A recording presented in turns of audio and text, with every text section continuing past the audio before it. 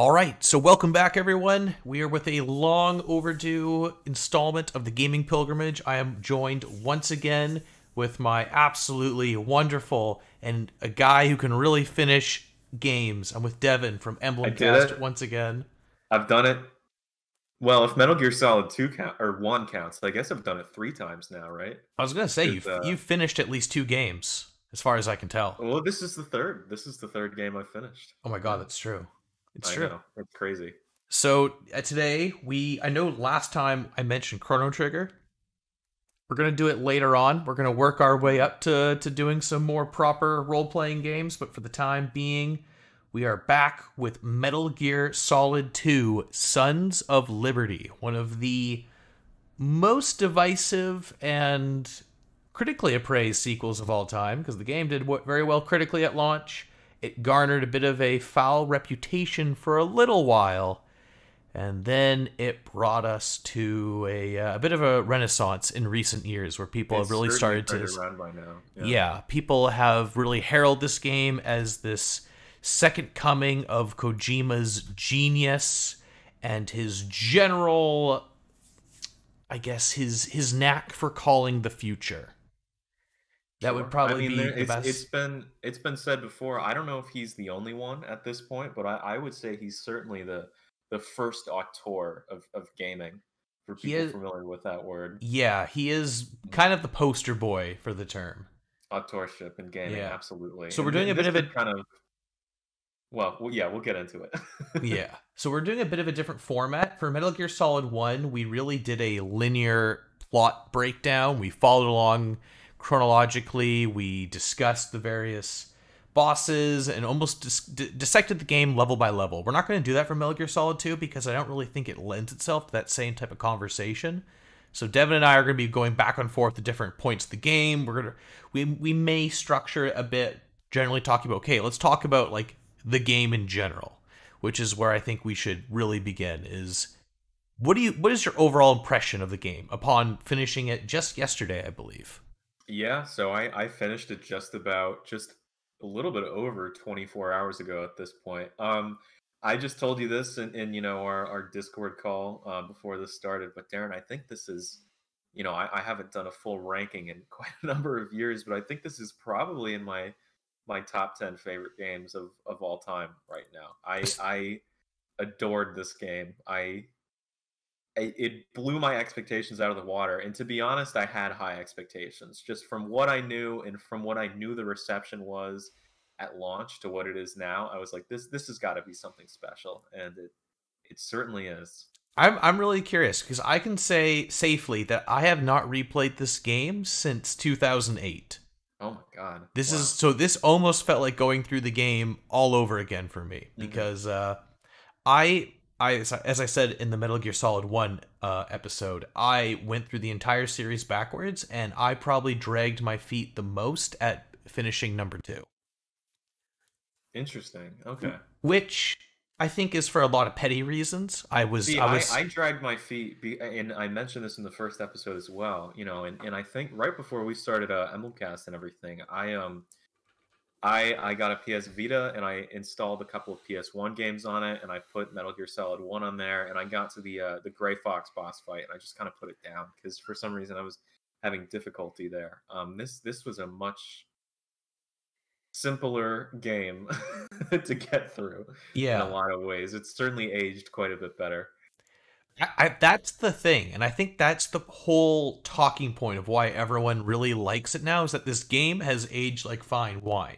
The themes are only more in terms of the gameplay, I think no one can argue that this is an improvement over the core systems of Metal Gear and Metal Gear Solid 1. I think it plays a hell of a lot smoother. The controls they feel much better. The game runs at 60 FPS natively, so it is just a smooth experience. The first-person aiming makes dealing with the sometimes too close top-down camera angle a lot easier. And I think in terms of like arcadey stealth games, this system, like the engine that the Sons of Liberty uses, might be my favorite for the series in terms of this style of urban environment, arcadey, fast stealth. I think it's this is my favorite incarnation of it. Mm-hmm. And I think a lot of that comes from the level design and how guards are tightly packed together in a lot of rooms, and you just because you can use the first person aiming, you can't always take everyone out like that. You kind of have to go in and kind of, in some cases, especially in higher difficulties, mix up your moveset a bit.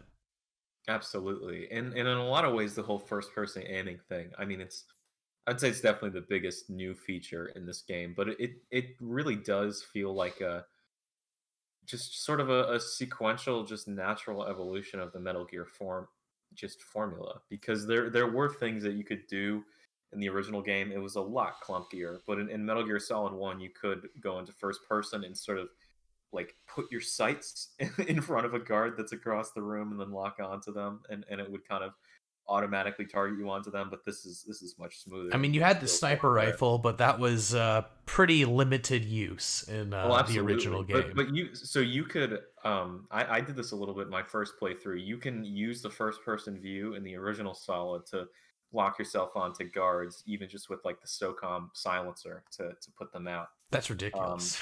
Yeah, it's nice and it's helpful, but it's just like it's it's much easier to just go into first person and shoot them than go into first person, get them in your view, hold down square, hope you're targeting on, and then hope you hit them after that. Just pray. Yeah, just pray. But I think, interestingly enough, like I remember back in the day when I played through this game, I wasn't crazy about the visuals. But I gotta say, like the whole game's production value has held up so well, and it is shocking considering that this game is almost 20 years old. Absolutely. I mean, we played versions, not the original PS2 versions with upscaled textures and everything. Just upscaled. It's not replaced textures. But we talked about this a little bit privately. I mean, Darren, this looks like, honestly, this game, it came out in 2001, months after the PlayStation 2's launch, and it looks quite a bit better than, I would say, a good percentage of the PlayStation 3's library. Like it's a pretty damn good looking game. It's got very strong art direction, and I think at the time of its development, it was one of the most expensive video game productions of its time. I would imagine. Because Metal Gear Solid 1 was a surprise hit. No one was really expecting it to blow up the way it did.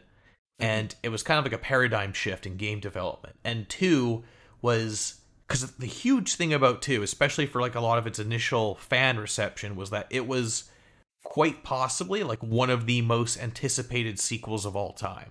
Yes, absolutely. Especially because it was kind of the selling point for the PS2 at launch, was it not? That was definitely a huge part of it. That was a huge push, because it also came out for the Xbox later on. Right. And I believe the PC port, the one that recently got re-released on Good Old Games, which we played for our playthroughs of this version with the fan patch. I would recommend that. Yeah, at this point, I would recommend that as probably the definitive version, probably just because of PC loading times and everything. If you play what Darren was just mentioning, if you play the fan patch, which is very easy to install, at least for me, it was super stable. It was more stable than the MGS1 PC port. I didn't have any issues really the entire way through. It loads quite a bit faster than either console version, but I would say if you have the means of, like, if you're playing on an Xbox One or Series X or whatever the new thing is called, next one is, it does have backwards compatibility with the Metal Gear Solid HD collection, and yes, that's true. Theoretically, those versions of the games were done by Bluepoint, who went on to make the Shadow of the Colossus remake, and they're doing the Demon Souls remake for PS5, and they did like an amazing job. They used higher quality textures. They actually changed the resolution so that it properly scales to 16:9, and it is definitely still the best looking version, and if you are playing it on Xbox, it will scale the best. Right. But and we'll certainly get into this with 3, but absolutely with 3, play that version. Yeah. Because the for people who don't know, the PS2 version of 3 runs at 30 frames per second, and subsequent versions, the whole Bluepoint remaster runs at 60. So at that point, it's just like least for me, I think like a lot of us, I'm much more interested in frame rate than I am in resolution. Yeah, definitely. So And you can't discount like how the PC version was what, like $6 or $10, depending on yeah, where you live. I think I got it for I think it was 10. I think I got it for Yeah, 10 on good which old I games. I cannot argue with. That is an absolute steal for this type of game. No, part of my motivation for buying it was just being like, "Hi, Konami, like we still like this series. Yeah. Why not We release like on it when you Steam make too? games. Yeah, put it on Steam." But like I was saying before, this is one of the most anticipated sequels. This did the infamous thing. I think it's kind of unprecedented in games when they do the demo disc with another game. So Kojima directed and Oh, it produced was Zone of Zone the of the Enders, right? Enders, which came out in 2000. I believe it was 2001. I believe it was like either the exact launch of the PS2 or like right after. Mm-hmm. And that game's kind of hilarious because it's like a 4.5 hour long game. It's super short, but it sold incredibly well because it came with the demo disc of Metal Gear Solid Sons of Liberty. How much content was in that demo disc? I'm assuming. I mean, obviously it was the Tankard chapter, which I we'll get into that. believe But that it is, yeah, it's the Tanker chapter, which is the like intro slash prologue section of the game where you play a Solid the Snake going through entirety the of it, ship. or no? No, I believe I never played the demo disc myself, but I believe from research that it ends just as you get into the deep parts of the tanker. Okay.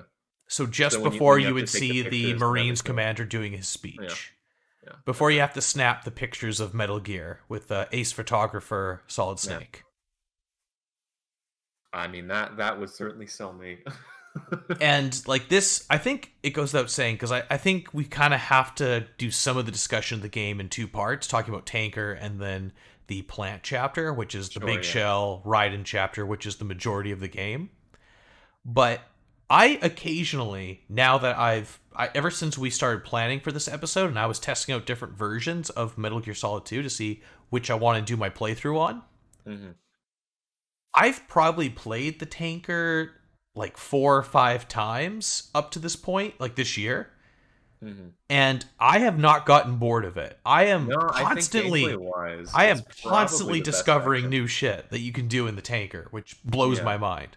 Like in the very first screen, there's like 4 different entry points into the ship that take you into different points of like other rooms, and they have different guard layouts. Mm-hmm. And on higher difficulties, like I did my most recent playthrough on hard mode, it has extra guards in the various sections of the tanker, and so it forces you to kind of adopt different strategies.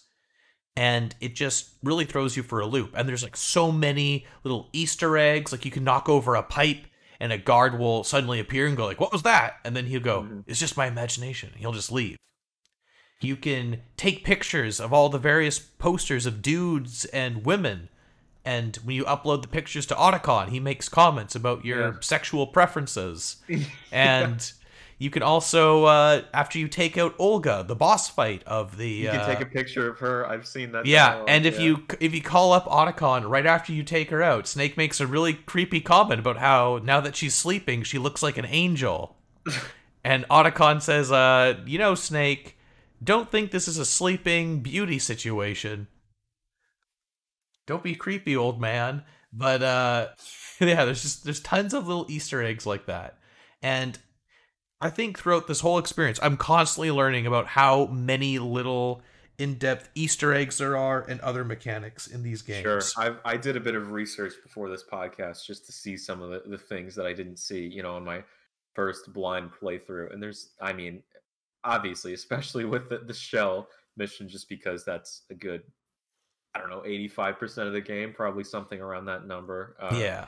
God, there's so many little secrets all over the place. It's really incredible, the attention to detail. And I was watching, people watching this podcast are probably familiar with this video, but I was watching Matthew Matosis's review on Metal Gear Solid 2, who's a great YouTuber who you should check out if you haven't. But apparently with MGS2, Kojima had a box on his desk or in his office where employees, no matter the level, were supposed to submit ideas no matter how crazy or silly they were on just ideas for things that could be added in this game, because he wanted this to be as incredible and as good as it can be. And one of the additions that Matthew Matosis mentions in the video is, you can see on screen right now, the fact that when you're in first person mode, you can use the triggers to sort of lean left and right and up and down. And I'm sure there's tons of other things that made its way into this game through things like this. So, though, like we mentioned before, Kojima is viewed as this auteur figure, at the same time, he totally encouraged development input from all of the staff, and just like I said, the attention to detail in every aspect of this game is astounding. It's not something you see every day, certainly not in this day and age. Yeah, some poor developer had to make it so that when you shoot the ice bucket in the tanker chopper, it melts in real time. Right. Someone had to program that. And we'll get into this, but did you know in the Raiden chapter, if you just rush really quickly, you can find Snake in his box, like yes, and he does a little alert. Yeah, there's tons of stuff like that in the game. Mm-hmm. It's hilarious. And like there's like a mechanic that I don't even know if I could call it a mechanic or if it's an Easter egg, but something I just discovered playing through this game and testing out the VR mode is that if you punch guards in the dick, it knocks them out instantly. Right, you were telling me that, yeah. And it's like, that's insane. It's insane. Yeah. Like, why would you ever do that? Why would you test that? We talked about this last night, but to me, and it's, I've only played 2 games in this series, but to me, this is the game that kind of cemented the sort of Kojima magic, which is this ridiculously fine line that I feel like very few could come to walk quite the way that Hideo does. But this fine line of balancing incredibly well written and interesting dialogue and exposition, and even during these massive 20-minute long exposition dumps, you're still like invested fully. You're like, holy shit, this is interesting, I want to know where this goes. Just serious, interesting storytelling with crazy, silly anime bullshit, and somehow it works amazingly. It's interesting. I wanted to bring that up because a lot of people give Kojima his auteur, like gaming director, writer, genius credits for this game in particular, because it predicted so much about the future and it got it completely right. And on other points of just like how it meshes all those different like themes and like corny dialogue and outlandish events, but having like this super serious tone that it sticks to. Well, the latter is what's more interesting to me, because it absolutely did predict quite a bit, and as I'm sure we'll get into, part of the reason why I think this game's reception was mixed at launch was just because in 2001 the internet is obviously not what it is today. No, that like there was still dial-up back then. Exactly, that was still the prime principle. But where I was going with that though is that he had a co-writer for this game. I apologize if I butcher this. Tomokazu Fukushima, who his primary video game credits was doing codec conversations for Metal Gear Solids 1, 2, and 3. He kind of disappeared off the face of the earth after 3, and he has a writing credit for Freedom Wars for Vita, I believe. Interesting. But I forgot that game existed. Wow. Yeah, exactly, right? But there's a huge fan theory going on that he's kind of like the secret genius behind this game in particular, and that he had a lot more leeway, and apparently he did a lot of like script editing for Kojima. And apparently he was really pushing like the cyberpunk themes of like information control and mind control and all that. So there's a lot of then and there about like who was part of what, and there's been a lot of that doesn't bother me particularly, because no matter what, and Kojima should know this first and foremost, because I mean it's synonymous. He's almost more synonymous with film than he is with games at this point. I mean, he's talked about that's what he originally wanted to go into as a kid. He wanted to be a filmmaker, not a game developer. Art in general, games and film in particular, are a collaborative medium, so that doesn't particularly bother me, I would say. But that is interesting to know. Yeah, but they're yeah, without a doubt. But I don't think anyone can deny Kojima's overall big picture and creative input that really put the game where it is. Absolutely, and we've seen sort of more figures like that arise. The first one that comes to mind, I actually have not completed this game yet, but very similar things from what I've heard about Kojima in this sort of era of development. I've heard about Cory Balrog with his God of War Yeah. new series development. So it's I mean, I think in a lot of ways, Kojima, at least from the stories that we've heard, obviously things could be different in the actual workplace. He seemed to be quite inclusive and want to hear input from everyone, but it is still a singular vision, and it just shows you what having that singular vision sort of guiding the narrative of every aspect of development can do to create a full product and just make the experience that much more whole and tangible, you know? Yeah. Definitely. So, Devin, I really want to pick your brain about when you say this game is within your top 10 now. I want to pick your brain about the why, because I can't. I honestly, out of my close circle of friends who have all played, and oh, you can see in the gameplay, I'm trying to dick punch this guard. I did capture it for this, so please pay attention and appreciate that, everyone. It takes some good aiming because. I didn't even know you could punch it first. So watch this. Watch this. You gotta go right for the taint, man. That's the only way to get it. Wow. See? And then he holds his crotch. I mean, this has been established many a times, but this game really sort of cemented it to me. Kojima's he's a horny motherfucker. Oh, he is.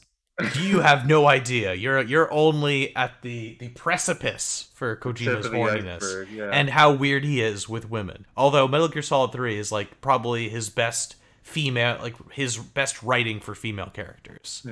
But I really, because the point I was getting to before I got distracted by the dick punching, was that all my friends never felt that strongly about 2. I had one friend who really liked it because he was just a fan of cyberpunk in general, and this is probably, I think it's kind of like the only game in the series that leans this far into the cyberpunk themes of like corporation control and having everything staged and being pawns of the government and all that.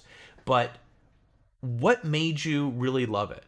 Because no one I know on their first playthrough has had as strong of a reaction to this game as you had.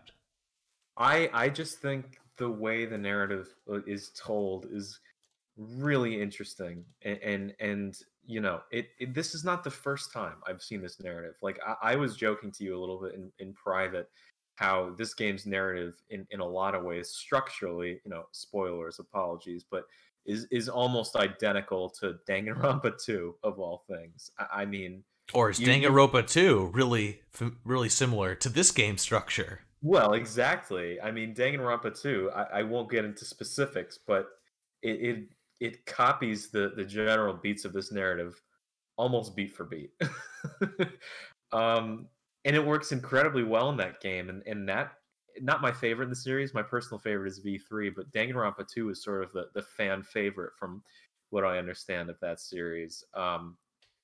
There's just the questions this game poses is super interesting, and I think more than anything, the way it poses them and the way its narrative is told is incredibly interesting. Raiden is such a weird, different protagonist that you would never expect from a game with a this sort of financial caliber.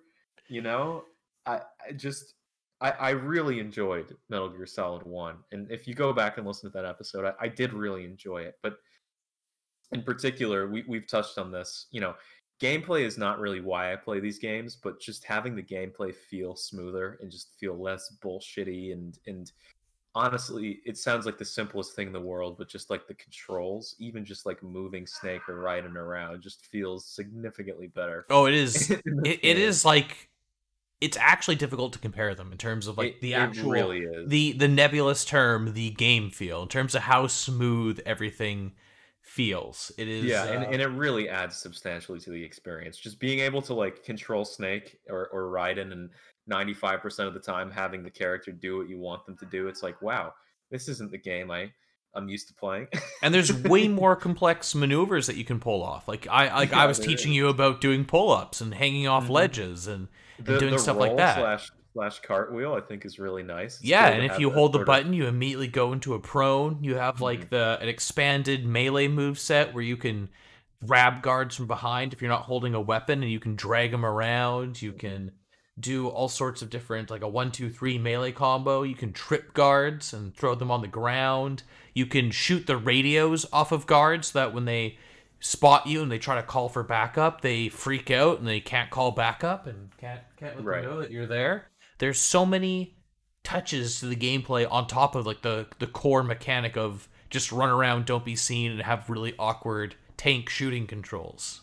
Absolutely. So for people who don't know me personally or haven't listened to Darren and I's podcast, I'm a film major in college. I'm in my senior year right now, and I'm a writer director primarily. So narrative and storytelling and characterization, all those sort of things are really interesting to me. But at the same time, I adore video games, and it's been a passion of mine for as long as I can remember. But I'm one of those people that honestly, most of the time when I play RPGs and stuff like that, I'm just skipping through the story because it just feels like the same old boring tropes. But this is one of the very few games, along with games like the original Last of Us and things like that, that honestly, more than the gameplay segments, when I get a codec call or I see a cutscene, I'm like, oh hell yeah.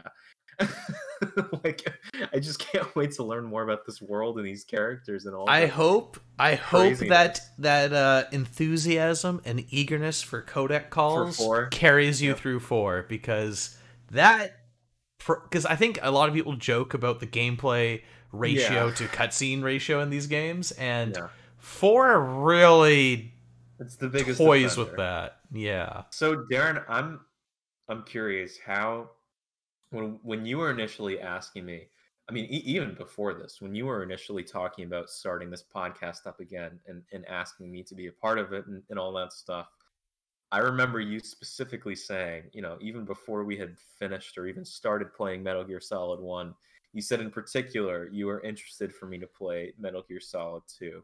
Yeah. And so I have two questions. How has your expectations to what my enthusiasm to this game, how have they lived up to that, and also why did you think I would like this game as much as you did? Well, I think the biggest thing to address the latter there is that this game is such an oddball, and it's such it's kind of like a perfect storm of just crazy gameplay and story ideas that just mesh too well. And I think the theming of the game holds the whole thing together in such a way that I think it's impossible to not recognize it and enjoy that. And so because of partly because of your background with cinema and all that, I was curious to see, but also because with film and TV, there's a certain way stories can be told.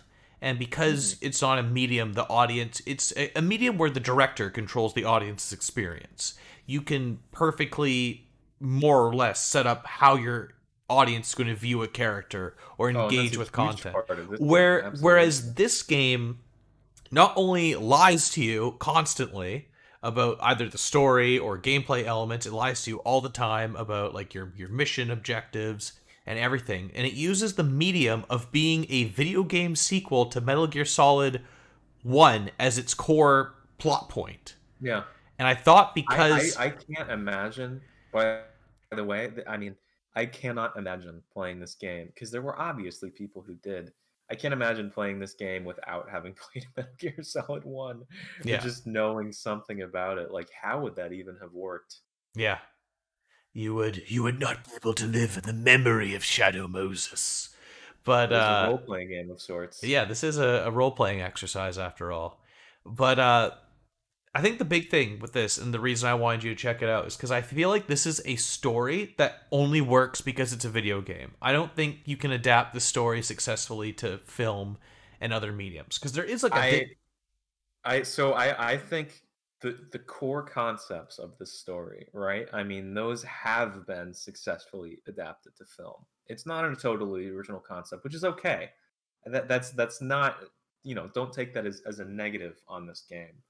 But the way that this game plays with the narrative being told through the interactive medium of video games and toys with those ideas are totally unique to video games themselves. And that's what sort of makes it stand apart on its own, and really just elevates it to another level to me.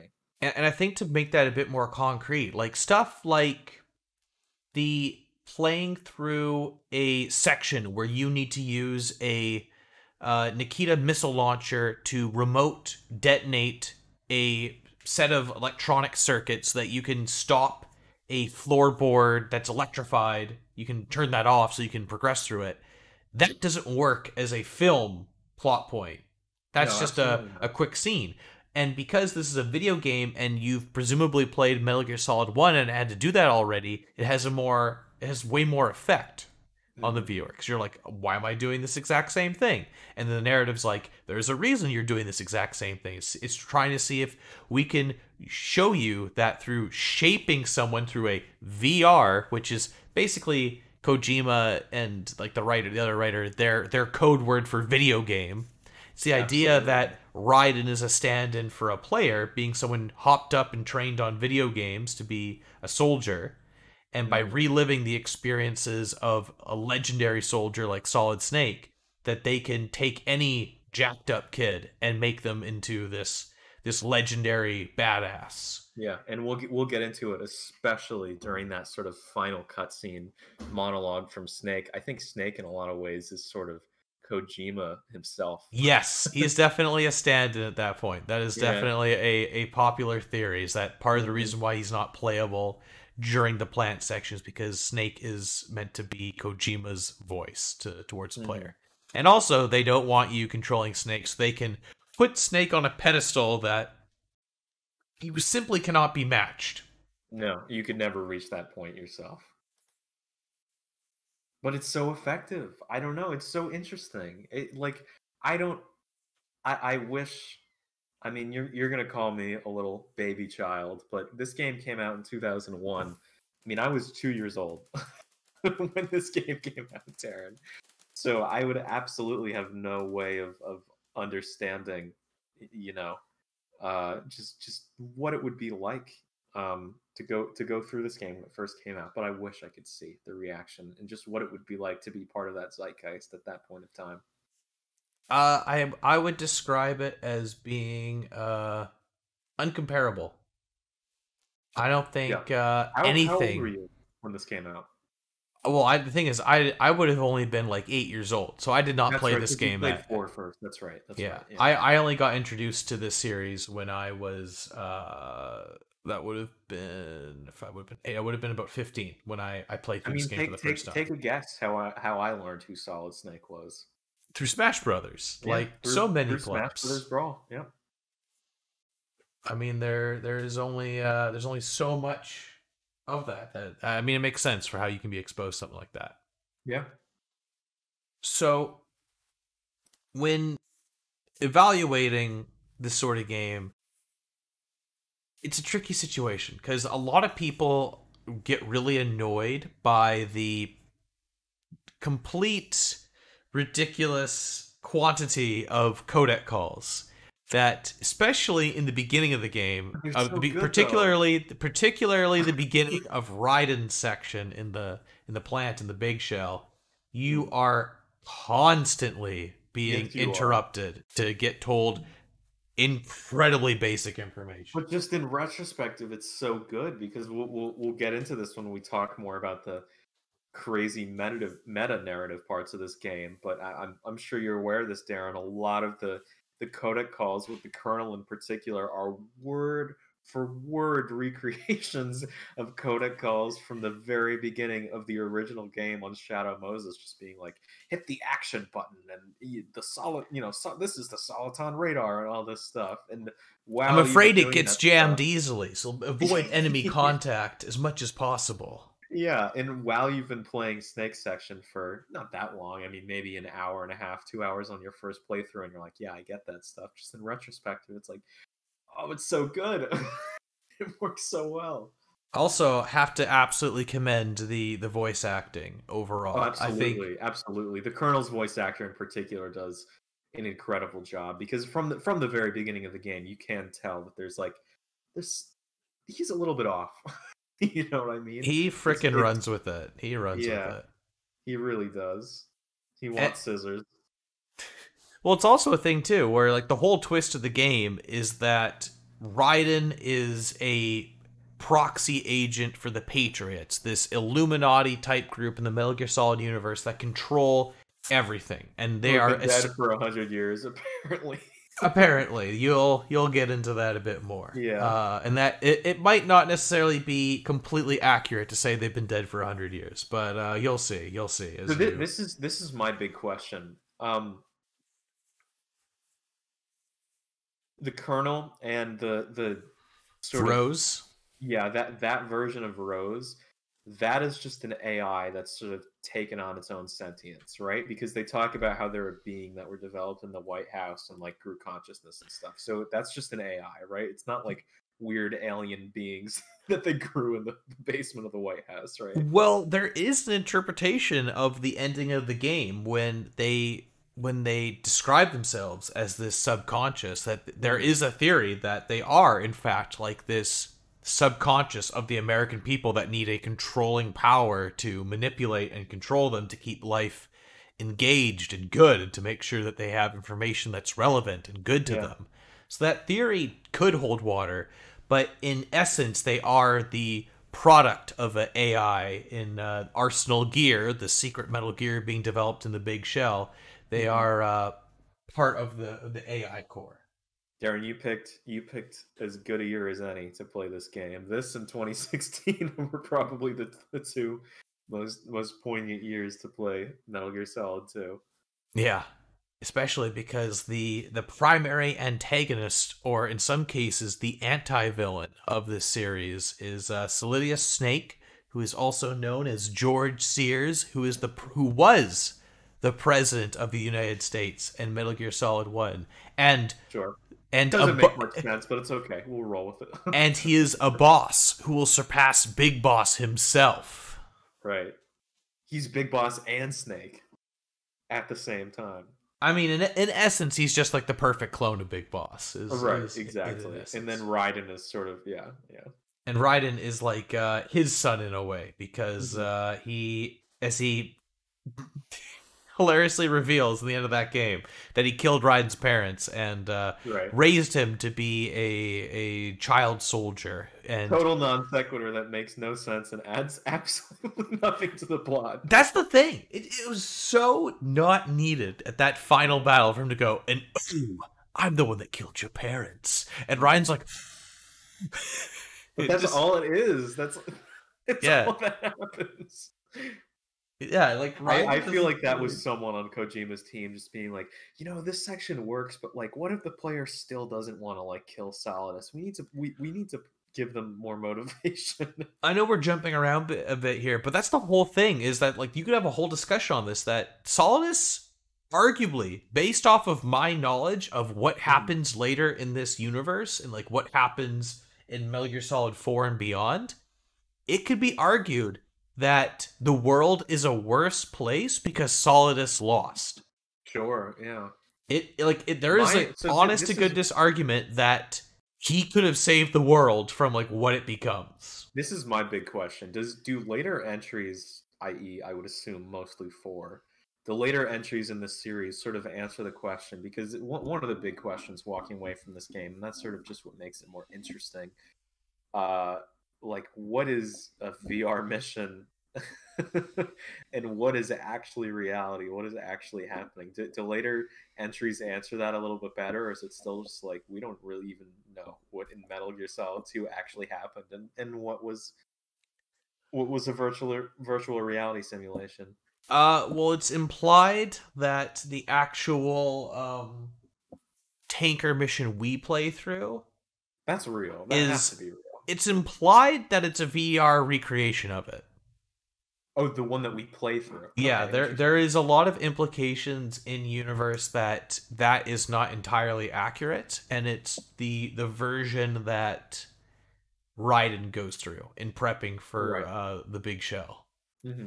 But in terms of like what is VR, they do get into a bit more, and in 4 it kind of homes in on more of like the controlling information that people can access and trying to expose people to like they go into this game too about how Raiden as a child soldier was exposed to something called image training, where he would watch like violent action movies just to get him into the mindset of like, this is what a good soldier looks like, this is what it's very Clockwork Orange. Yeah, and there's also the ideas of by being desensitized and seeing this information and feeling validation by playing video games and doing violent acts, that it can desensitize you and help prep you for this type of mindset.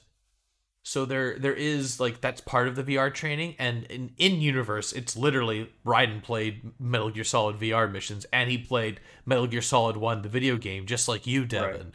Because Raiden is us and had those experiences. That's the whole. When you were talking to me when I first booted up this game, I was like, oh, that's really interesting. There's like a, there's a name and birthday selection at the beginning of this game. I was like, I wonder how that will tie into things later. And then the very ending cutscene, you see Raiden with your name tag. And yeah, I told you to pay attention to that. The very end, the name tags he's been wearing the whole time are yours, and he throws it away. He's Raiden now. He's his own character. That's right. He's throwing away and rejecting the player's control. Mm-hmm. And he is becoming his own person. And I mean, there's even, in essence, part of this question of like, what is real and what is not real. It's really unclear about how much of the ending is actually happening in real life. Absolutely. Because people are ignoring Raiden and Snake as they talk, and no one's freaking out that Arsenal Gear just crashed into Manhattan. Yeah, you're like, no one seems to notice that you just had this crazy weird sword fight on top of a building, and the man who used to be the president just lands under a statue of George Washington dead. Because like the core theme of this game is more or less that you can gain valuable experiences from anything. It's like the thing that Snake's saying. So he's saying that just because this is a video game, you can still take away valuable lessons and experiences that you can cherish and are meaningful to you and can help you grow as a person. Just because it's not real doesn't mean it's bad, sort of speak. Absolutely. And to me, that's sort of the more interesting part of this game, right? When you going with the film analogy, I think at least the most classic modern example I can think of is something like Inception, right? Just like what's real and what's a dream, all this stuff. To me, that's less interesting than the actual question that like things that we might be seeing that we are as an audience supposed to perceive as real and happening and factual might not even be real. And that's part of the reason why this game works, because it doesn't answer all those questions, and it's less interested in you being like, this is exactly what happened, and more just you coming to your own conclusions. And and that's what excites me about narratives like this. And there's so much of it is built around the idea of, I think the big thing that, especially in terms of like the actual AI's plan, like what I put in air quotes, what the Patriots are trying to do, is because you kind of asked this during your stream yesterday where you were finishing up the game. I'm confused what exactly their motive was. Their whole motive, obviously they wanted to stop Solidus, because Solidus... It's mostly just to prove that they can manipulate someone, right? It's not manipulating someone. It's the idea that they can use information control to make someone believe in like they're like a whole different, like their life is different, and that they can shape someone, especially like in terms of Raiden, who was a broken person. He was a war child. He was a child soldier exposed to all sorts of horror. Yeah, Jack the Ripper. And they were able to reshape him into this perfect tool, and they were able to fool you too, the player, along with this plan to take out these bosses, to stop Solidus, to follow everything to a T. And it's the idea that maybe you're not even really in the big shell the whole time, that's just like what they show you, and that's what you believe. Like, all of the soldiers could be civilians with guns, and you wouldn't really know, because this is what the information you see is. This is how you act. And this type of theming... I think Rose is a really interesting example of that, because she talks about, or her AI talks about how she's not anything like you know, like we see her as the character. That's just what Raiden wanted and was attracted to. And even though we see her at the end of the game, she, or who is supposed to be the real human being, Rose, she still says like, "See me for what I am." Yeah. and we don't quite get that as the viewer, but yeah. Yeah, definitely. And that's whole, but the whole core of their plan was to prove that through their information control, they could do what they did to Raiden to everyone.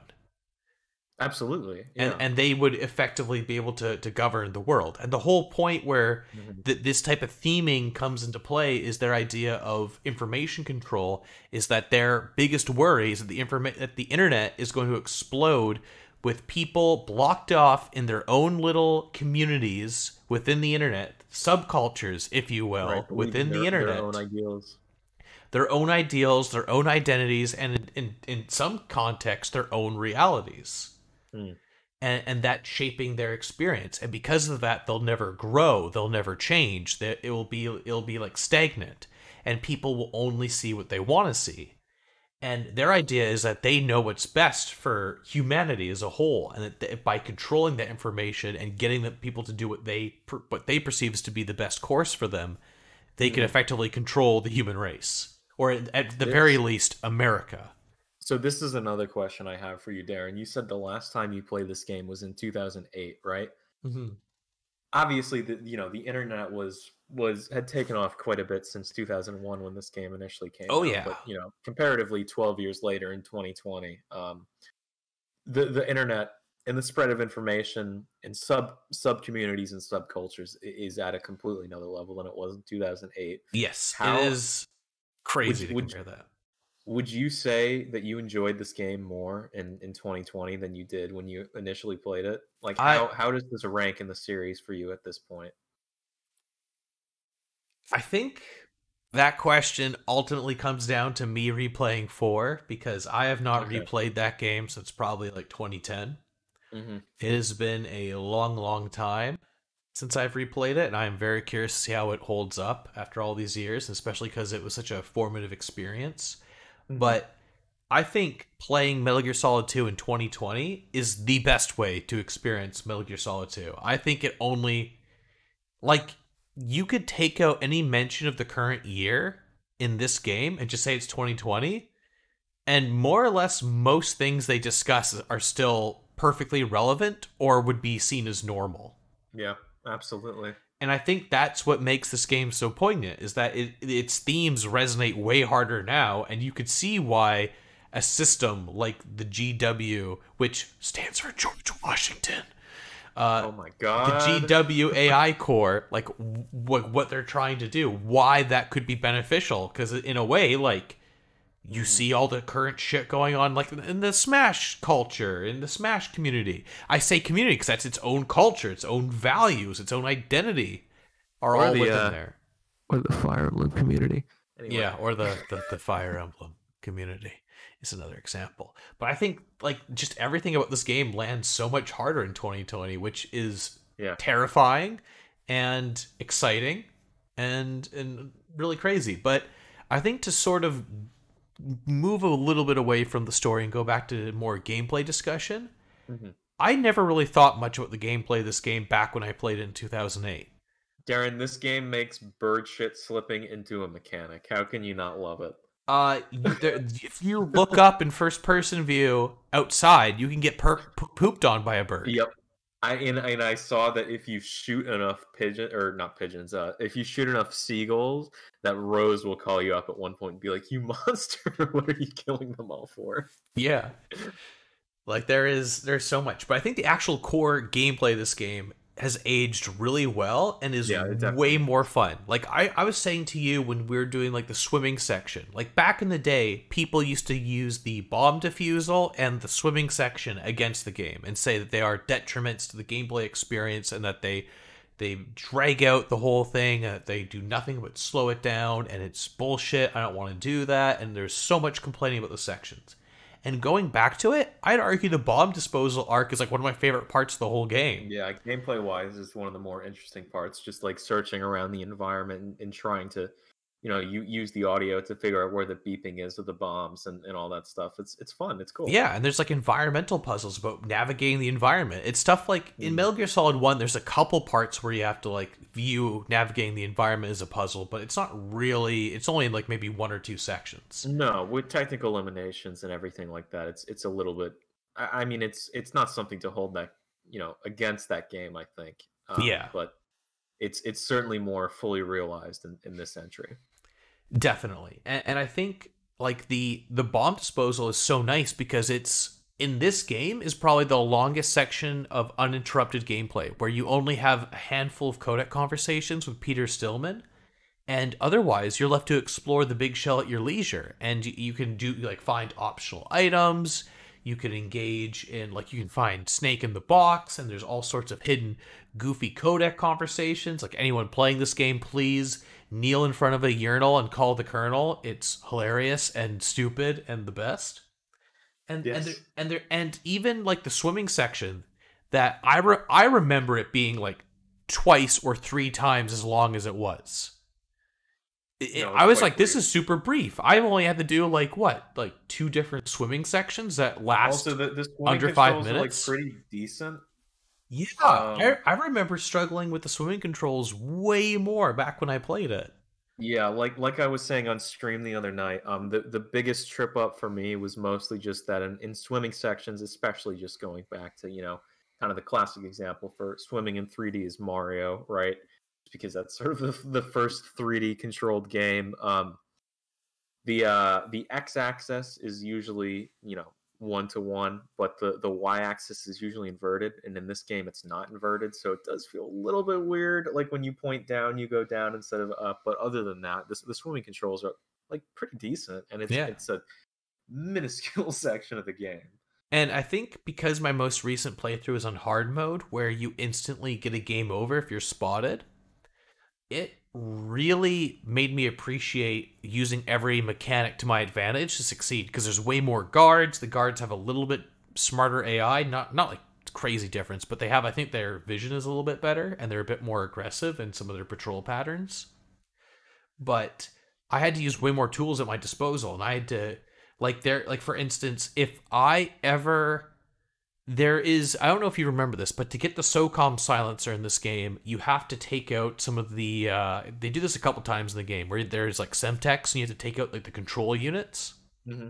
And in the warehouse, there's a control unit you have to take out to pass through this Semtex to go into the room and get the Socom Silencer. On hard mode, if I fire my Socom once while guards are still active, I get an instant game over, because the guards get alerted that someone's there because they hear a gunshot. Mm-hmm. So it forced me to look around the environment to see how I could solve this puzzle, and I found a vent in another room that was guarded by a guard that led me into that room to get the silencer and to then take out the controller and get through. And it was an experience I did not have on any other difficulty. It was only because I played through in hard mode.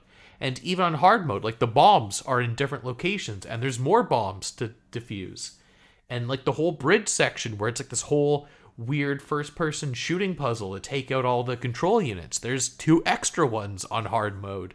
And it just, I don't know, it made me think in a way that I don't think a lot of the other Metal Gear Solid games make you think. They're not quite as puzzly like this one is in some of its gameplay sections, which makes it really refreshing. And I think the big takeaway is that I think out of all the games in the series, this one has the smoothest sense of control.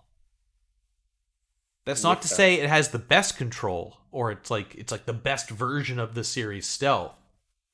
But I gotta say, I think coming back to this, and even highly encourage anyone who intends to play this game, or even yourself, Devon, check out the VR missions. They are surprisingly fun, and they force you to engage I would like to look at them with at some point. way more of the game's mechanics. Like in some of the VR missions, the whole goal is there's different modes. Like there's elimination mode, there's target practice, there's a hold up mode where you need to take out the guards by holding them up. And there's another mode where it's just about getting to like the objective point, but to do it, you need to either sneak past all the guards as quickly as possible and not kill them, or you need to take out every guard, but you get more points and a higher score if you do non-lethal methods, and it forces you to engage with way more mechanics. Like when you're doing the speedrun stuff, you actually do like the judo throw because it's quicker to trip up a guard and just run past him than it is to take the time to trank him or to punch him out with a melee combo. Mm-hmm. So I think in replaying this game, especially like replaying the tanker multiple times, it forces me to mix up my gameplay and discover more and more about like the hidden layers of gameplay mechanics, which I never appreciated back in 2008, I'm ashamed to say. So I think this is one of the most fun games in the series in terms of just pure gameplay. Mm-hmm. It's just that in the actual main story, you don't always get a lot of opportunities to use it because it's so cutscene heavy. That's very true. With that, should we touch on the boss encounters? Sure, we'll talk on the significantly fewer boss encounters against the Dead Cell unit. You know, even though there are fewer, I think I enjoyed the boss fights more in this game than in the original. I mean, you didn't want more thrilling boss fights like the Revolver Ocelot boss fight? I mean, I love that character, but... Yeah, but his boss fight is a good example of the age of Metal Gear Solid 1. Yeah, I would say so. Or the original Hind fight, you know, that's not a super fun fight. No, it is not. Even if the Vulcan Raven fight is, from a design perspective, kind of interesting, playing it in general is not super fun either. Yeah. The Vulcan Raven, I mean the cooler one, not the tank. The tank one, yeah. Mm-hmm. Well, I mean, the big thing about this game's boss fights, for most of them, they introduced the idea of being able to take them out non-lethally, which adds a whole other layer to the game. And much to my joy, that's something they expand upon in every other game since. Is that true? Yeah. So I find like doing the non-lethal method is more difficult, and it makes you have to use more of the game's mechanics to actually succeed. Like, for instance, in the Fat Man fight, if you just start throwing down claymores everywhere, and in some cases, like C4, to get him to trip, like, frickin' roller skate his way over it, and then you can shoot him in the face for extra damage points, like, you can do that, and it goes way quicker, but if you do the claymore and then, like, use the M9 trank on him, it's like a DPS race in that way. Or you can do a melee combo on him, which also damages his stamina. Yep. And like the vamp fight, you have to learn like counters, and like you have to learn when he jumps up and when it's safe to do a melee combo on him, or when shoot the lights out in that arena too. Yeah, like that's a whole other thing, and that's something they teach you in the Olga boss fight, is that you can shoot out the light, and that's a mechanic. Mm-hmm. Like I think the boss fights are even though, like, let's be real, Dead Cell kind of sucks. In terms of a group of villains, I feel like I like them more than you. Fortune is kind of lame, Fortune's kind of lame, but I think Fat Man, for the screen time he gets, is wonderful and hammy and crazy. Wonderful is a strong word. Come on, you don't want a fat Italian man on roller skates planting bombs around as a boss fight? How good Live well and grow fat. It's time for more bombs. And then the final bomb is in the place that you'll never realize, and you have to move his body to find the bomb. Back in the day, that infuriated me so much. I remember looking everywhere on that strut, trying to find the frickin' bomb. And then I think Brock told me, like, oh, it's under him. And then the cutscene, he gives you the hint of, he mentions his suit in that final cutscene, and then he messes, and he mentions that the bomb's very close. Yeah. I love that section, and you've told me, Darren, that a lot of people dislike Vamp. I think Vamp is incredible. Despise Vamp, who, if you look at the development history of that game, is like 2 or almost 3 different characters combined into one, including a really racist character called Chinaman that they're going to have at one point, who's like a martial artist. Nice. Thank you, Kojima. But instead, we have the very interesting choice of a vampire man named Vamp who is based off a flamenco dancer. Sure, with no backstory. He's just a vampire. Who has a crotch knife. Yeah, he does. Like, why? And he's like the only character in this game to actually injure Snake too. Or excuse me, Iroquois Pliskin.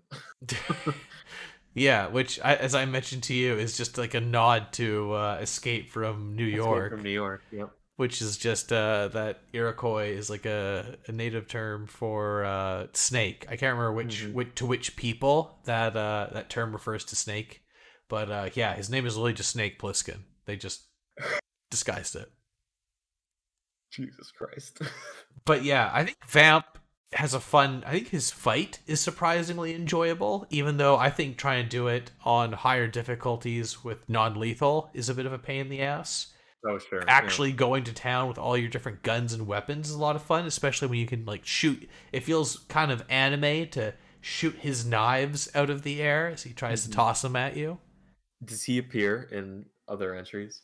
I mean, he's pretty dead, Devon. You killed him like 3 times in this game. Yeah, but hell didn't want him. There were no vacancies in hell. That is the line. And he also knows, like, it kind of feels like you can definitely tell they've cut other members of Dead Cell for Vamp because he seems to be the most relevant to the plot and he knows the most about the plan. Oh, definitely. I mean, Fortune has this huge scene at the end, but she kind of just fucks off for like 60% of the game. Yeah. And Fat Man, I mean, you hear about him for quite a while, but he only has to fight and then you kill him, so it's not that much. Yeah. They're... Like, why do you like Fat Man so much? I find that intriguing. Because as a character, I think his whole arc with Stillman is really well produced, and they have like so much dialogue dedicated to like how Stillman like raised him and how he was fascinated with clocks. And they tell you about how like facing a bomb is coming to the reality of facing your own mortality and stuff like that. And there's so much emphasis put on their relationship, but for the overall plot, like the only thing that really matters for their story is the idea of legacy, and that Fat Man is like bastardizing Stillman's legacy. Mm-hmm. And otherwise, the whole storyline's kind of pointless, and Stillman is probably like it's dumb. Yeah, and Stillman is probably like the earliest support character in any of these games to get just abruptly killed off. Yeah, and there's that weird line where Fat Man says he died 6 months ago, but you still see his body later on, and it just doesn't make any sense. Well, I mean, it's kind of cool that I think it's a cool bit of continuity that you find his body. Yeah. I like Fat Man probably just because I think funny fake New York, Jersey, Italian accents are great. It's time for bombs, your favorite. He just feels like the most weird, crazy video game villain ever, and I just enjoy the fight. The fact that he's this huge guy in a giant coat running around on roller skates for no reason other than he's just on roller skates. Wine out of a straw. Yeah. That's why I love him. You're answering your own questions here. I mean, I think as a boss fight, he's probably one of the more interesting boss fights in the whole series because it mixes up as we mentioned, there's a lot less boss fights in this game than there are in 2. Or excuse me, in 1. It's probably, I would argue, maybe the least amount of bosses in the whole series. That would be surprising. I think every other game has more boss fights, with maybe 4 being the only exception. I can't promise that, though. I can't guarantee it. Mm-hmm. But yeah, I definitely do think the quality of them is much improved from the original. And mechanically, because there's like the extra depth, being able to take them out non-lethally, and the improved gameplay mechanics overall, I think the bosses are way more interesting to fight. Sure, even the sort of just combat encounters where the section that sort of replaces the sniper wolf fight, where you're guiding Emma along the path and shooting the mines and the other guards and stuff like that, and the drones. That's a lot more interesting to me than that shitty sniper wolf fight. I mean, most people don't even properly snipe Sniper Wolf. They just hit her with the Nikita missile launcher.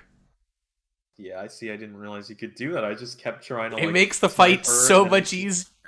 Yeah, because when she hits you, it just knocks your perspective out of you, and it takes forever to get her back in your sights and whatever. And I mean, in terms of like the other boss fights, like the final fight against Solidus Snake is unlike anything in the series, really. Sure, but I think gameplay-wise, it is at least more fun and more interesting than just the same, stupid punch kick, hit combo that you fight Liquid on in at the end of Metal Gear Solid 1. Speaking of Liquid, I know that's the thing. Oh, I was waiting for you to get to this. I mean, listen, I understand he's a part of 4, and he's, at least from what I can gather, a reasonably big part of 4. Liquid being an arm sometimes, but not that often, taking control of Ocelot is like the weirdest thing ever in this game. It's very strange. I can't argue with that. That is factual. It is incredibly strange. I can't believe you mentioned to me that Kojima planned this as the sort of sequel to end all sequels, so that you couldn't have a sequel after this. But it seems like it sets so much up. There's so many questions left unanswered, and it's not the sort of question. I'm a fan of narratives that don't necessarily give you all the answers by the end of it, but this one just like asks so many things, and especially that ending credits cutscene where it's like all of the Patriots have been dead for 100 years, and the game just ends. Like, are you kidding me? How are you not going to make something explaining that after this? Why would you include that?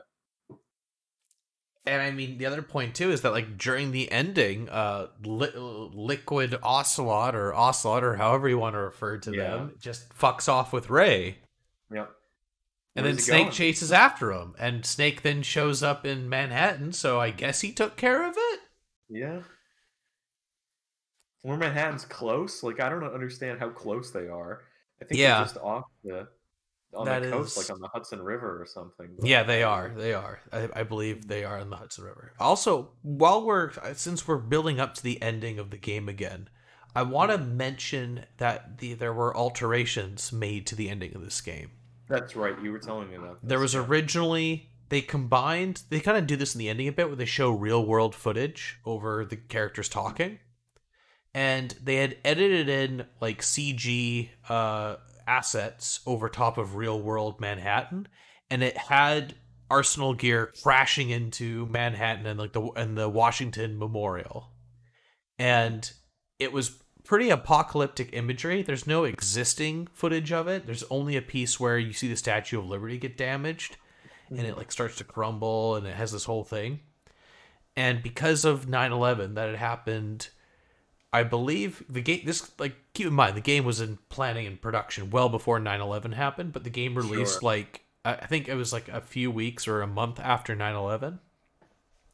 So they took out that ending bit, and they also took out every single American flag out of the game.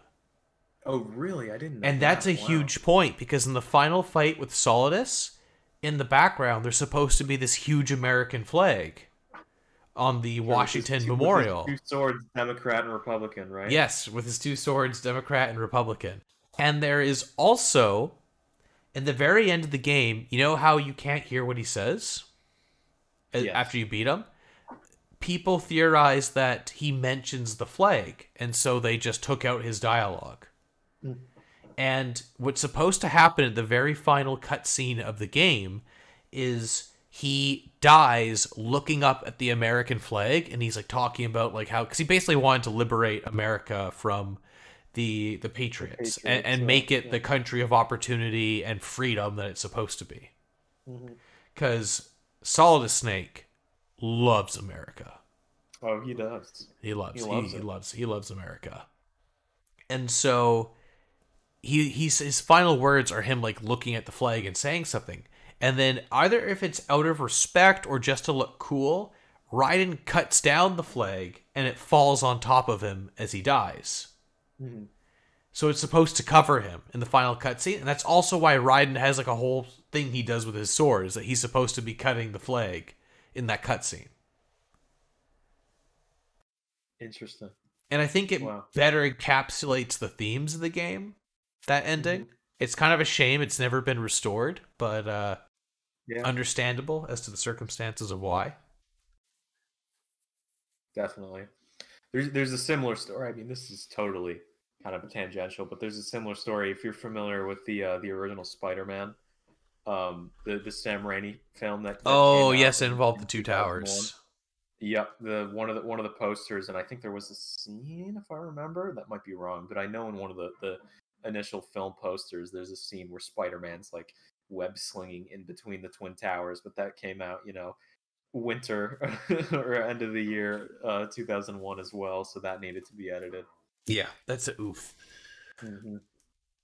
Also, while we're on the topic of the finale and villains, I want to know, because back when I played this game, I didn't have a strong impression of Solid Snake. He didn't really leave much of an impression on me, which is funny, because since I watched you finish the game yesterday, I can't stop thinking about the guy.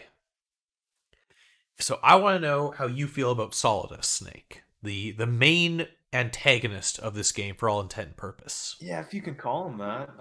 I think Solidus is interesting, and I think he works for this game, but I just think personality-wise, I know you were saying that replaying Metal Gear Solid 2 gave you sort of a more appreciation for Solidus. And I think he works as a villain, in particular in the ending segments, as we get more of him and just find out more about his relationship with Raiden. But there is just something so wonderful and campy and crazy about just how diabolically evil Liquid is and how British he is as well. I will. So it's hard for him to live up to Liquid for me, but I think Solidus does work quite well as a villain. I really like rest in peace, John Sigan, who's the voice of Solidus, but I think he did such a good job, and he has such a cool sounding voice. And he does. Does his voice, at least, because obviously the character dies, but I don't mind if you spoil this for me. Does his voice appear at all?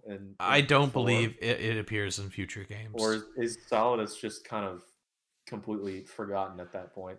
There are mentions and hints and nudges to him, but he's not nearly as prevalent as the theme of Solid and Liquid, which I think Liquid gets a bit too much pandering in terms of how important he is to the grand scope of the plot. I don't think he's that important to everyone else.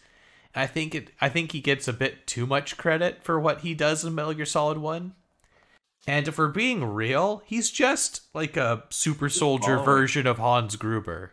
Yeah, and he's just kind of like following all of the orders that Solidus set up for him. He doesn't really have much agency. Well, that's the other thing that this game puts into perspective, that Solidus like pretty much manipulated Liquid throughout Metal Gear Solid 1, and then all the events of Shadow Moses. Yeah, like it really highlights him as this villain above villains, a boss above all bosses, if you will. A big boss, yeah. A boss to surpass Big Boss. Mm-hmm. Which, whatever that means. I gotta say, his intro cutscene where he's just there on the bridge in his cool trench coat is one of the coolest introductions. Off the bridge and lands on a fucking fighter jet. Which apparently Vamp, on top of being a flamenco vampire, he's also like an incredible pilot. Yeah. I'm gonna take you out in style.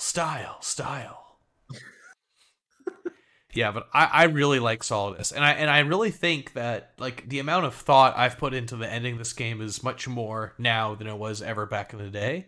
But it's really interesting to see how he really, honestly, is kind of like a hero, and he was trying to stop the Patriots all along, and if he won, there is a good argument that the world would have been in a better place. Mm-hmm. Theoretically. Yeah. Although his world would have still had the Smash community and the Fire Emblem community. Whereas the Patriots world would not. Yeah, that's a good point.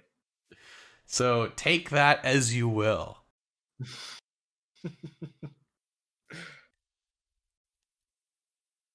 Devin, is there anything else that you want to address about like why you really, really liked the game or what stuck out to you about it? Especially, actually, I want to reframe that. What do you think about this game works better in comparison to Metal Gear Solid 1? Because the comparison is inevitable, and the game very intentionally directly juxtaposes and compares itself to Metal Gear Solid 1. Sure, yeah. Do you mean more narratively or gameplay-wise? Because I think gameplay-wise, we've kind of covered it. Any or both, really. I mean, gameplay-wise, it's very simple. It's just, I mean, it's the next generation console. You know, there were arguably at least from what I understand, one of the biggest leaps in terms of technical and graphical prowess was between, I don't remember which number generation that was, but you know, between the PS2 or excuse me, the PS1 and the PS2.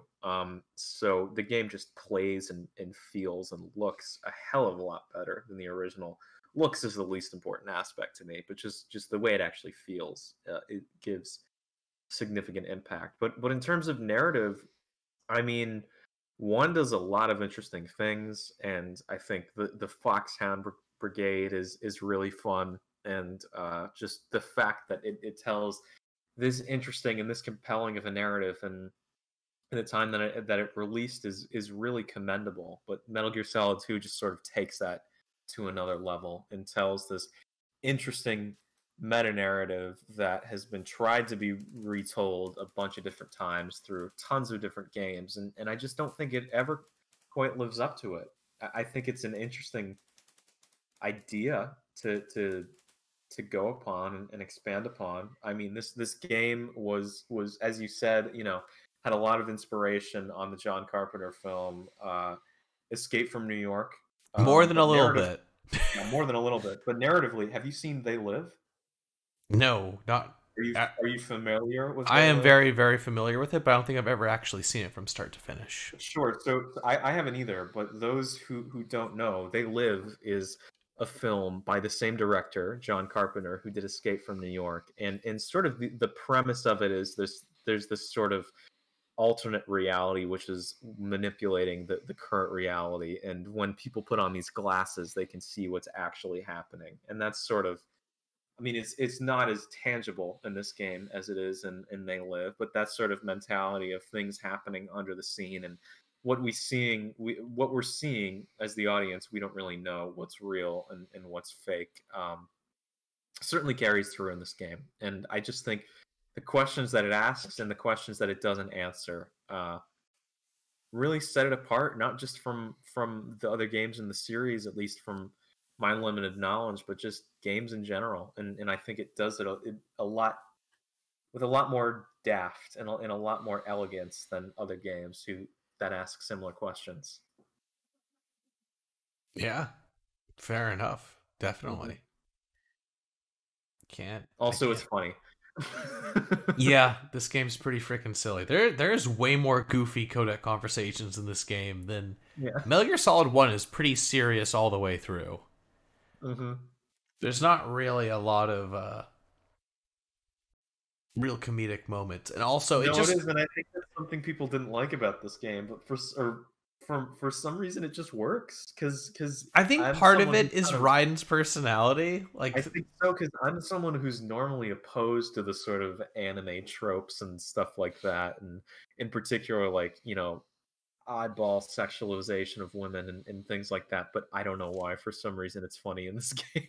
Hey, you're pretty cute. What are those sticks in your hair? Yeah.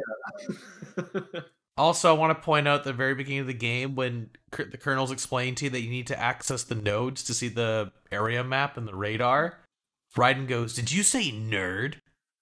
And it's just like the most awkward exchange. Then the colonel's just like, "No." Also, Devin, I feel like we're kind of getting to the point of wrapping up a bit. And we haven't talked about it yet. and people are going to be expecting this conversation. And Oh boy. I think half of my anticipation... Is this the ride and talk or no? No, I think half my anticipation for you experiencing this game was experiencing the AI kernel moment, where so they go crazy and you're running around Arsenal gear naked, and the kernel's just calling you up on the codec and saying insane shit. Yep. I mean, I think not that it was an insane prediction, but when I was playing the game last night, I think like kind of right before that segment happened, I was like, is this like, I don't feel like this is actually the kernel. There's something else going on here. If you remember, and then you just get these insane codec conversations. I mean, I don't even know what to say. It's just super well written and super enjoyable. In particular, I mean, the crazy weird stuff he says is fun, but the direct rips of dialogue from the original Metal Gear Solid, when he's talking about like, you need to kill Sniper Wolf and save Meryl, is just like, it's so good. It's so on point. Or just like the first call when he's just like, Raiden, turn off the game console right now. And then Rose is just like, you're too close to the TV. It's bad for your eyes. It's like, what? It's Hideo, you know, the video Hideo thing, just on another level. Yeah, Fission mailed. Fission mailed is so good, and it just like makes you think that a game over happened. Yeah. I remember back in the day, an explosion went off, and then it cut to that, so I thought I did die for a second. Wow. And I was like, wait a minute, I can see myself in the corner of the screen. And you're like, oh my god. I was talking to a friend of mine about this game and how I was about to do this podcast. Because we were on a call beforehand, and I was telling him to pick up the Metal Gear Solid Legacy Collection so he could go through the series. And I was asking, and he was saying how The Last of Us 2 is compared to Metal Gear Solid 2, which I don't think is a great comparison. I can see why, but I don't think... I mean, the only big thing is just like, secondary alternate protagonist that you kind of play through events, and that's really it was kind of like a bit of a bait and switch that people weren't anticipating. Sure, I mean that's really the only comparison I see. But I was asking what he knew about MGS2, and if you've gone through this podcast, you know quite a bit about the game at this point. But he was telling me all that he knew is just like it had a mixed reception at launch, and you don't play as Snake throughout the entire game, and that's exactly what I knew going into the game. And the perfect amount. That is the perfect amount. And in some ways, I wonder if it's actually a benefit to know that a majority of the game you don't play as Snake in retrospect, just because it kind of sets up that things might not be quite as they seem. And I mean that was the huge bait and switch back in the day, right? Oh yeah. Yeah. But in a way, I think this game really makes you appreciate Snake a lot more, because he's put on such a pedestal and is like a godlike figure in the game. He's characterized a lot more than he is in the original game. Yeah, and I'd argue he has almost as much spoken dialogue as he does in Metal Gear Solid 1. Like there are tons of conversations, and you can have a codec conversation with there whenever you want. Sure, and even though he's not the character that we're playing as throughout most of the game, I would say, at least comparatively to Raiden, he's certainly the character with the most agency in the story, which makes definitely that is actually really interesting. That a character who used to be the direct player's agent of agency is now now that he's no longer playable, he has more agency than the current player character, who has even less agency. Yeah, which is actually a really interesting. It's also an interesting thing. It's such a small note, but in the original game, there are those two endings where, like, you save Meryl and don't save Meryl, if I remember. And in this game, this is sort of the game that you would expect there to be multiple endings in, just because of how it's set up and just being like, do you kill Solidus or not? But I mean, it is a type of role playing game. It is a type of role playing game, and through, you don't really have any decisions in the story, so it's another one of those things where it works so well that you don't have a choice in that. Did you ever get the Colonel dialogue where he tells you that you've been playing the game for a long time? No, I didn't. So he just says to you, he's like, you've been playing for the game for a long time. Don't you have anything else to do? It's just like, oh my god, there's like so what a Nintendo-esque thing. I'm sure we've all played at this point.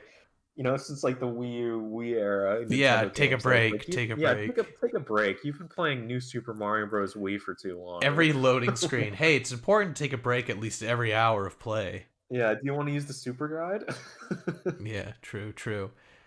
But I think the final sort of thing to touch upon is the idea of legacy, which we've talked about in bits and pieces, because the whole theming of the original games is Metal Gear Solid 1 is gene. It's all about, does who you are genetically determine who you are as a person? Are you handicapped? Is your life predetermined based off your genes? Or can you like overcome that and make your own story?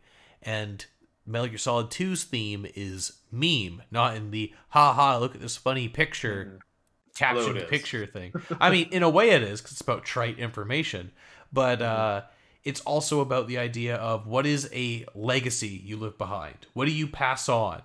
Whether it's information or stories or what have you, whatever it is, what are you passing on to the next generation? And the idea of a legacy. And this game's legacy has changed quite a bit in recent years compared to its release. I mean, that's another thing. Do you think Kojima like predicted that? Do you think I'm sure he anticipated the reception at launch. I mean, I think in a way he kind of wanted people to be really mixed on the game so he wouldn't have to make another Metal Gear Solid. Yeah, which obviously he did. Which obviously that didn't pan out for him for 20 more years. But like literally, pretty much. I think the last time he worked on a Metal Gear Solid game was 2016, so 15 years more after 2015. That's when Phantom Pain came out. I believe it was 2016. I'm gonna look it up right now. But the point being, the idea about legacy and what we leave behind. Yeah. Do you September 1st, 2015, my friend? Dang, that's crazy. What do you think this game's legacy will be in the future? Do you think it will still be relevant? Do you still think it'll be seen as the smart, subversive sequel, or do you think reception will change? You know, I don't see how it's not. I think there are still going to be those people that are looking for more of that sort of Cold War thriller that we get from the first game, and from what I understand, we also get from the third game. Oh boy, you're gonna get way more of that Cold War thriller. Yeah, which is fine. I understand that, like looking for that in these games. But I just find it hard to see that the narrative of this game just proves itself to be false in any way. I mean, it's not saying this is what reality is. It's not saying there's Illuminati and they're controlling everything, and you know, Mark Zuckerberg selling information on Facebook and all this stuff is trying to control your brain. It's more just saying like there are elements that clearly parallel this in real life, even if it's not as overwhelming as it is in the Metal Gear Solid universe. So I don't see how it doesn't age well. I really don't.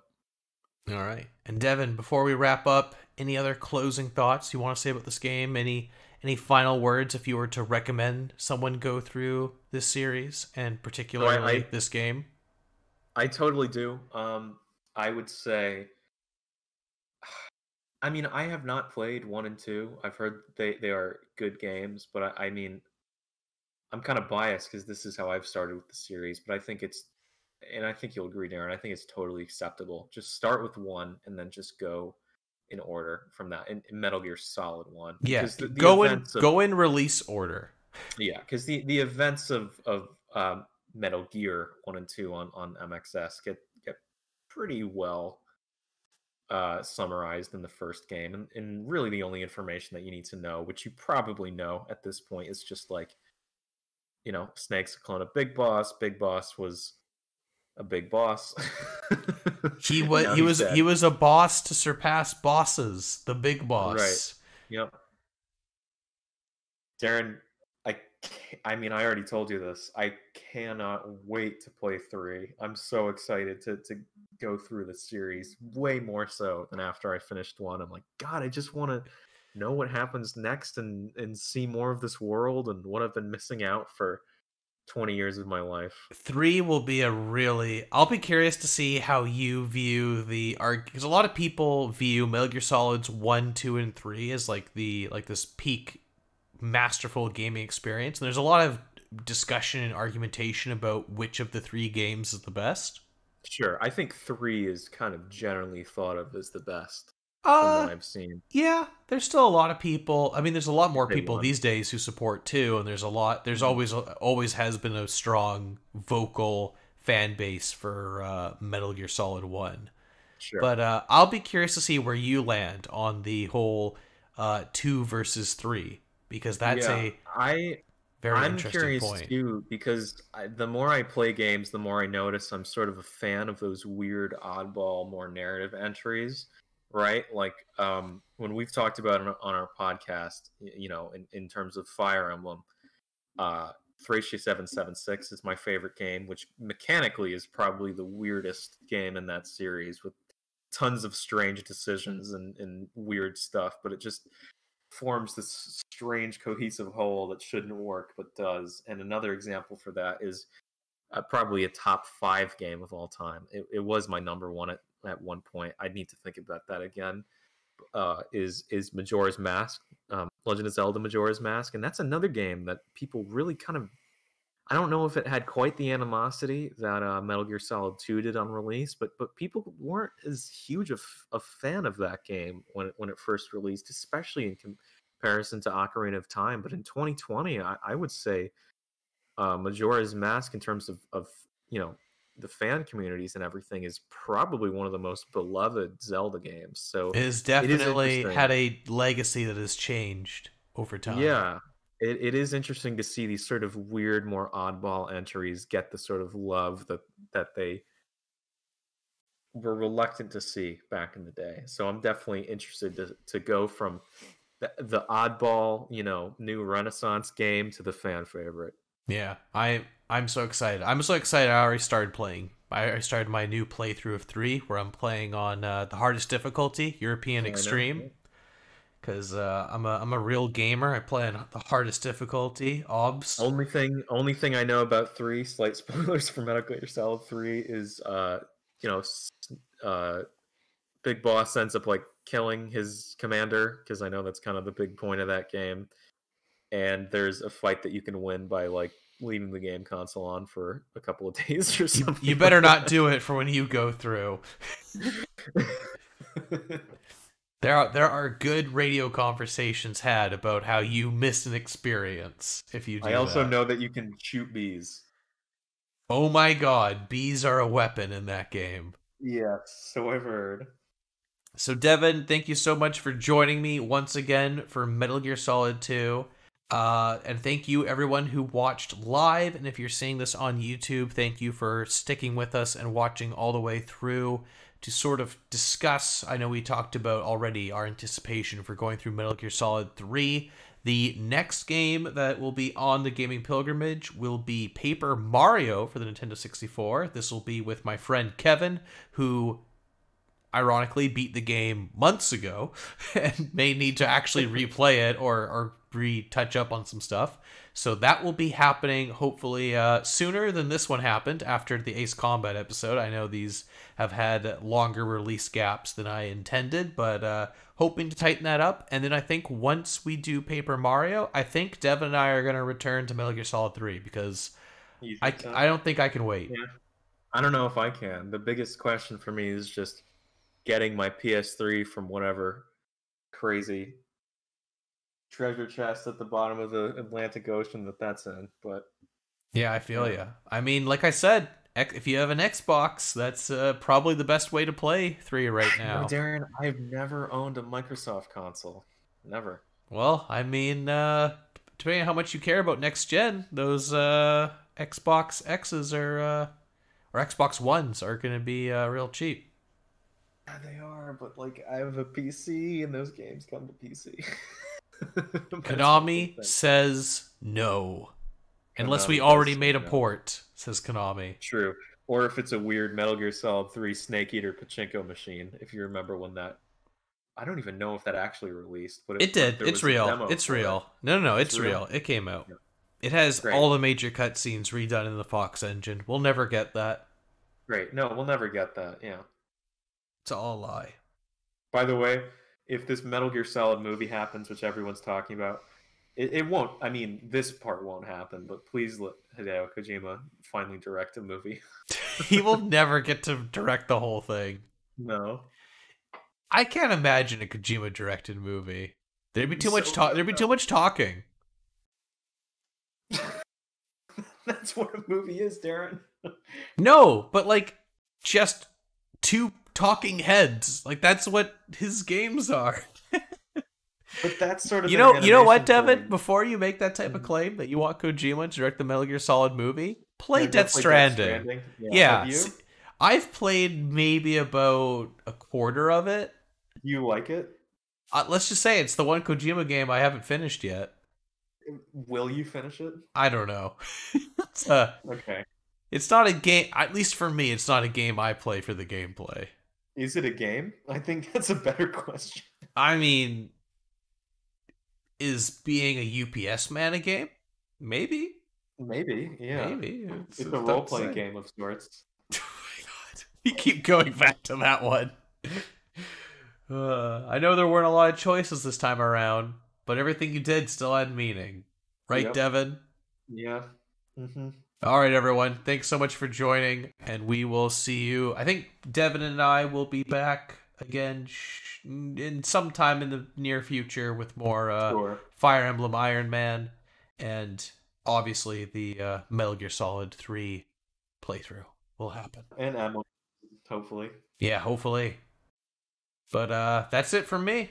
Anything else you want to shout out, Devin?